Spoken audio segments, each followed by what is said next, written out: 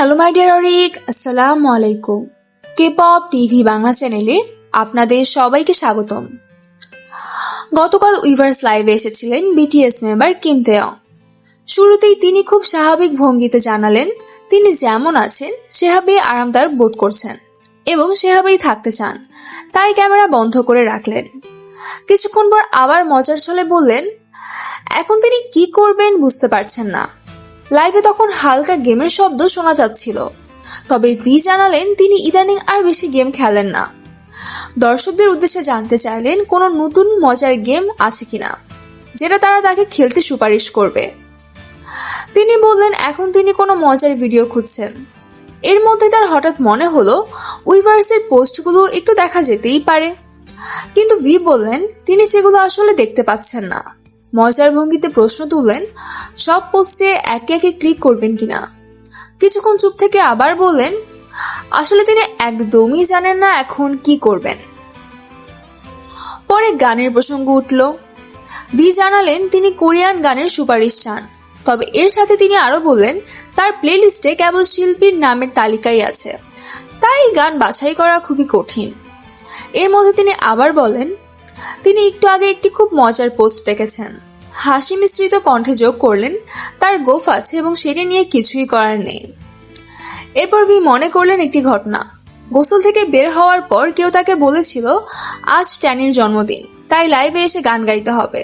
তিনি বললেন জন্মদিনের কথা বুঝতে পারছি, এটাও বুঝতে পারছি কেন সবাই লাইভে আসতে বলছো, কিন্তু মজার ভঙ্গিতে আবার প্রশ্ন তুললেন জন্মদিন আর গান গাওয়ার মধ্যে সম্পর্ক কি। তবে সিদ্ধান্ত নিলেন এবার তিনি একটি দুঃখের গান গাইবেন। তিনি জানালেন নেটফ্লিক্সের জনপ্রিয় ওয়েডনেসডে সিরিজটি তার ভীষণ পছন্দ হয়েছে এবং নতুন সিজনও বের হয়েছে। সেই সঙ্গে দর্শকদের কাছে সিনেমার সুপারিশও চাইলেন তিনি। আর এভাবে আলাপ চলতে চলতে হঠাৎ লাইভটি বন্ধ হয়ে গেল। কিছুক্ষণ পর আবার লাইভে ফিরে এসে ভি জানালেন হঠাৎ করেই ভিডিওটি বন্ধ হয়ে গিয়েছিল। তিনি উল্লেখ করলেন উইভার্সে কিছু সমস্যা আছে এবং এজন্য বারবার তার দৃষ্টি আটকে যাচ্ছে কারোর মুখে। এরই মধ্যে তিনি দর্শকদের ডিজনের স্কিন গান শোনার পরামর্শ দিলেন। বললেন উইভার্স লাইভে এলে মনে হয় তিনি যেন খুব সাবলীলভাবে কথা বলতে পারেন না, তবে আবার নতুন করে শুরু করার ইচ্ছা প্রকাশ করলেন। ক্যামেরার অবস্থান ঠিক করে আনন্দের সঙ্গে জানালেন এবার সবকিছু ভালো লাগছে। তারপর তিনি বলেন পিঙ্ক প্লাস হোয়াইট ফ্রাঙ্ক ওশানের গান শুনছেন তিনি এবং ডার্লিং আই টাইলার দ্য ক্রিয়েটরের কথা উল্লেখ করলেন। নতুন এমভি চেক করার পরামর্শ দিয়ে বললেন এখনই বেরিয়েছে, তোমরা অবশ্যই দেখে নাও। গানের লিরিক্স খুঁজে বের করার চেষ্টা করলেন তিনি। চারপাশে তাকাতে তাকাতে মজার ছলে প্রশ্ন তুললেন লিরিক্স আসলে কিভাবে খুঁজতে হয়। কিছুক্ষণ পরে তিনি হেসে বললেন ও বুঝে গিয়েছি, তবু আক্ষেপ করে বললেন কোনো লিরিক্স খুঁজে পাচ্ছেন না। গান শুনতে শুনতে মাথা নাড়ালেন এবং দর্শকদের সঙ্গে ভাগ করে নিলেন সেই মুহূর্ত। এরপর আবার গান চালানোর ইচ্ছা প্রকাশ করলেন তিনি। বলেন এবার তিনি টু গোস্ট চালাবেন। গানটি গুনগুন করে গাইলেন এবং দর্শকদের জিজ্ঞেস করলেন তারা গানটি চেনে কিনা।